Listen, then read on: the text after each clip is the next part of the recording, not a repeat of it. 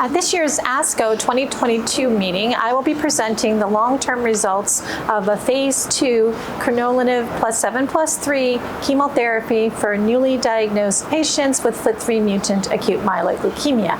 As we know, FLT3 mutant disease occurs in a third of newly diagnosed AML patients, and the standard of care is to treat these younger fit patients with intensive chemotherapy plus a first-generation FLT3 inhibitor midostaurin.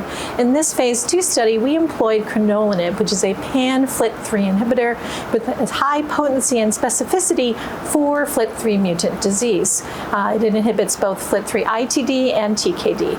In this long-term analysis with the follow-up of 45 months over 4 years, we demonstrated that 2/3 of patients between the ages of 18 and 60 were still alive, and the median overall survival of the entire population of patients aged 18 to 75 had not been reached.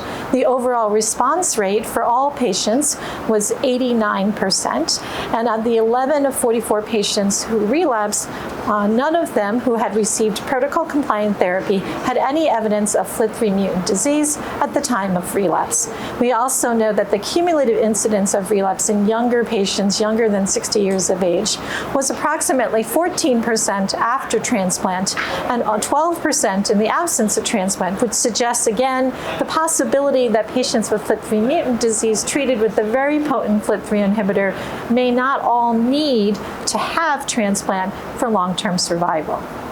These data set the groundwork for an ongoing accruing phase 3 study randomizing newly diagnosed younger patients aged 18 to 59 to either Crenolanib or midostaurin in combination with standard 7+3 chemotherapy, with the primary endpoint being event-free survival. We look forward to the results of this trial in the years to come.